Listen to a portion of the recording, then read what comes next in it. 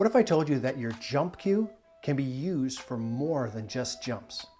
Because it can. And that's what we're going to be talking about today. So let's roll.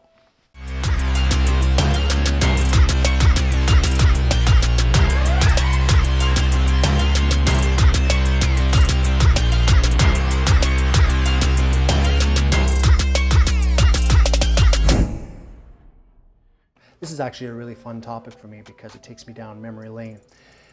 In my mid-20s, I had the opportunity, the privilege to play with a group of gentlemen that were older than me, and they taught me a ton about the game, about etiquette, about how to conduct yourself at the pool table. But one night, I saw something that I had never seen before. One of my teammates grabbed their jumper, took it to the table, and we were wondering, oh, what's he doing? What's he gonna jump? What is he thinking? And then he took it and he executed a safety with his jumper. Let's head to the table so I can show you what he did. So the idea of using your jumper to play safe can be used in situations like what you see on the table right here. All our opponent's balls are on that side, and we just want to lock them up behind the one ball so that they're hooked. And this is where our jumper comes in. So I'm going to give you a quick demo, and then we're going to talk about the physics of what's actually happening here.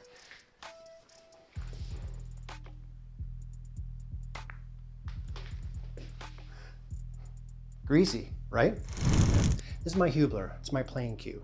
The center point for my cue is 1.5, 2 inches above my wrap.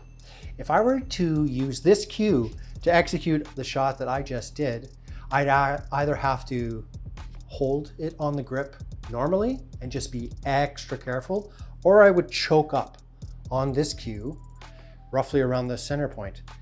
But the difference is there's a whole lot of weight back here, and it feels absolutely awkward now that there's so much weight.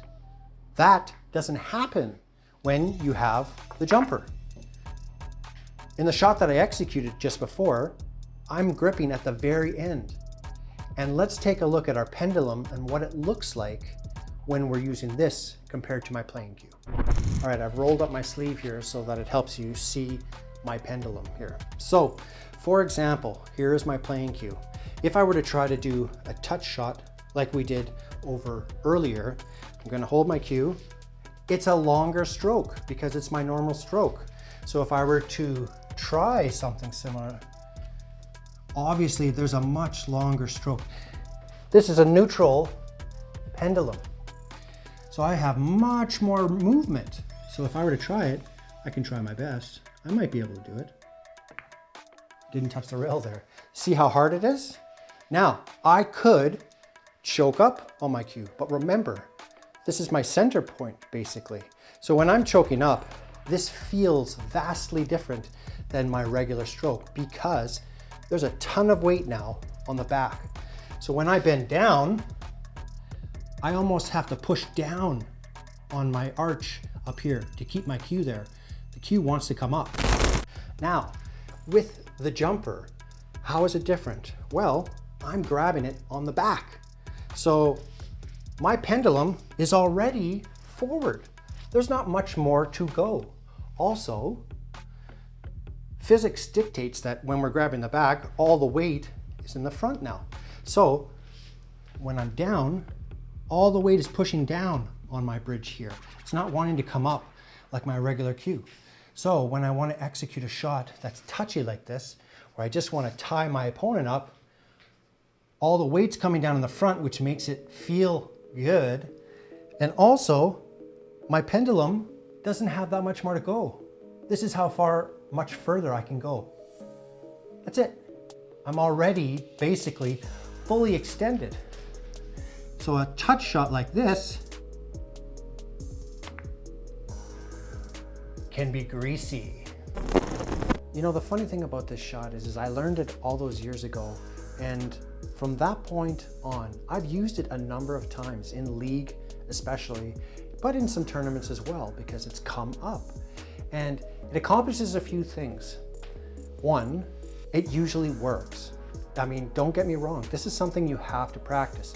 This really does shorten up your stroke. So you have to go to the table and you have to practice it because it's different. Just like anything in this game, you have to practice it. But you're gonna find, it's my prediction, that this is gonna be something that's gonna be part of your arsenal moving forward. Why not have it? You have a jump cue in your bag. It's not just for jumps. There's nothing illegal about using your jump cue in this way. Nothing. And what's more is when I have successfully used this shot, it's usually something that my opponent has never seen before. And he or she gets a little bit off their rocker. Why? Because they're thinking about what they just saw when they really should be thinking about beating me. So it may work, it may not work, but in the end, they're thinking about something they're not supposed to be thinking about. They're thinking about what they just saw. And hopefully, in the meantime, you can punish them and just beat them. Well, that's it. I mean, this is a simple one, and it was a fun one to do. Head to the table, grab your jumper, and try it out for yourself. It is for those touchy, feely, ever so slight shots where you can really tie a person up and punish them.